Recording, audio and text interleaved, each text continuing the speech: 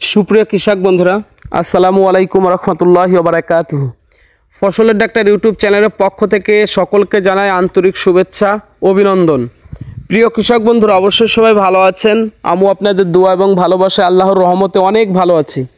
প্রিয় বন্ধুরা, সবার কাছে রিকোয়েস্ট থাকবে, আমরা যারা মুসলিম আছি অবশ্যই 5 ওয়াক্ত নামাজ পড়ব, আল্লাহকে রাজি খুশি করার জন্য মন থেকে নামাজ পড়ব এবং নামাজ পড়ব আল্লাহর ইবাদতের পাশাপাশি আমরা কৃষিকাজ করব। অবশ্যই আমাদের কাজে আল্লাহ তাআলা উত্তম প্রতিদান দেবেন। তো প্রিয় বন্ধুরা, আপনারা দেখতে পাচ্ছেন আমি যে বিষয়টা আজকে যে ভিডিওটা দিচ্ছি, দেখেন এখানে আপনারা হয়তো জানেন সিমের বীজ অঙ্কুরোদম যেটাকে বলা হয়, বা আমরা গ্রাম্য ভাষায়, আমি গ্রামের ভাষায় বলে দেই ওই অঙ্কুরোদম বাদ। আমি যেটা বলতেছি সেটা হলো সিমের বীজ আমরা 2-3 প্রকারভাবে কিন্তু জ্বালানো, যেটাকে বলে জ্বালায়, যেটাকে গ্রাম্য ভাষায় জ্বালাচ্ছে বা কলাই, যেটা কোন বাইর হয় এরকম কিছু বোঝায় যার যার ভাষায়। তো আমি যেটা বলবো, এই যে দেখেন এই বীজগুলো যদি সুষ্ঠু সবল, আমরা ডাইরেক্ট কিন্তু মাটিতেও দিতে পারি, মাটিতে দিলেও কিন্তু বীজ গাছ হয়ে যাবে, কিন্তু সুষ্ঠু সবলভাবে মাটিতে দিলে অনেক সময় পিঁপড়া, উই পোকা, অনেক ধরনের পোকার আক্রমণে বীজগুলো কিন্তু খেয়ে ফেলায় দেয়। তো আমাদের সেটা না করে আমি দেখেন কিভাবে ইউজ করছি। প্রথমে একটা টিস্যু নিচ্ছি, টিস্যু নিয়ে টিস্যুর ভিতরে টিস্যুটাকে ভালো করে ভিজাইতে হবে, টিস্যুটা ভালো করে ভিজাতে হবে, ভিজায় এবং একটা যে কোনো একটা কৌটা নিতে হবে, প্লাস্টিকের যে কোনো একটা কৌটা। আমি দেখেন এই যে নিচ্ছি, যেগুলা আপনারা দেখতে পাচ্ছেন, এই ধরনের একটা প্লাস্টিকের কৌটা নিতে হবে। ওই কৌটাটার ভিতরে হালকা পানি মানে ভিজে রাখতে হবে, ভিজে যাতে থাকে, পানি ভরে কিন্তু দিলে হবে না, তো ভিজে রাখলেই হবে। তো ভিজিয়ে রাখে এই যে আমি টিস্যুগুলা প্রথমে ভিজাইছি, দেখতেই পারছেন ভিডিওতে যেভাবে করছি। তো টিস্যুগুলা সুন্দর করে ভিজাতে হবে, সুন্দর করে টিস্যু ভিজায়ে তারপরে কি করতে হবে, এক একটা টিস্যুর মাঝখান দিয়ে আমরা 2টা বা 3টা, বেশি কিন্তু দেওয়া যাবে না, এটা মনে রাখবেন, কারণ আপনার বেশি দিলে একটু সমস্যা হতে পারে। কারণ যখন এই গাছগুলো কিন্তু 3 থেকে 4 দিনের ভিতরে মানে পুরো কলাই যাবে বা জ্বালায়ে বড় হয়ে যাবে। আপনাদেরকে আমি এরপর এই যেটা দিছি, এইটা যে কৌটার ভিতরে বীজগুলো দিছি, এই সেম ভিডিও কিন্তু জ্বালানোর পরে আপনাদেরকে আবার একটা ভিডিও আমি দেবো, সেম ভিডিও দেব। তো প্রিয় কৃষক বন্ধুরা, এই যে দেখতে পাচ্ছেন যে আমি কিভাবে টিস্যুগুলো আগে ভিজাই নিচ্ছি।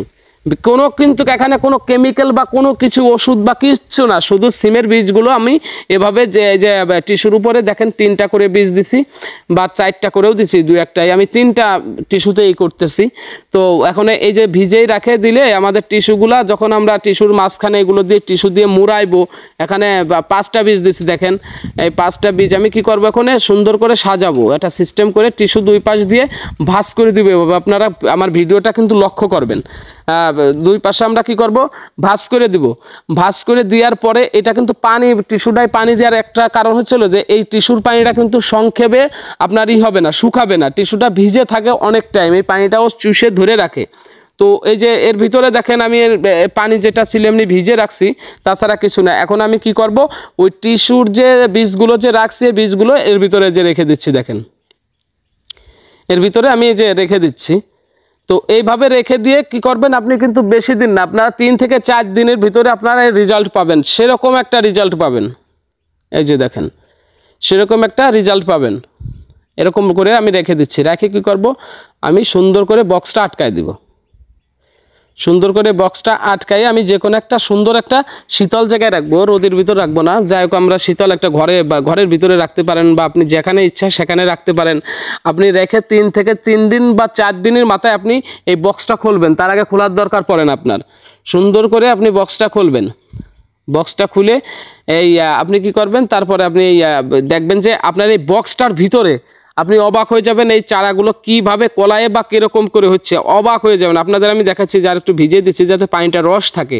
তো সিমের বীজ আপনাদেরকে এই সেম কৌটায় আমি আপনাদেরকে 3 দিন পরে আপনাদেরকে ভিডিও আপলোড করে দেখাবো কিভাবে এই বীজগুলো হয়েছে। এখন প্রিয় বন্ধুরা, মাটিতে দিলেও হয়, কিন্তু আমি মাটিতে দেই নেই, মাটিতে দিলে পোকায় খেয়ে ফেলে, পোকায় আক্রমণে বীজগুলো সুন্দর হয় না। আর এখানে যে বীজগুলো যেগুলো অঙ্কুরোদম বা কলাবে বা জ্বালাবে বা কোন বেরোবে, এইটা একবার মনে করেন যে সুষ্ঠু একটা বীজ হবে। এটা যখন আপনি মাটিতে লাগাবেন এই গাছের বীজগুলো, তখন দেখবেন এই সিম গাছটা দ্রুত বৃদ্ধি পাবে, সিম হোক আর যে কোনো বীজ হোক।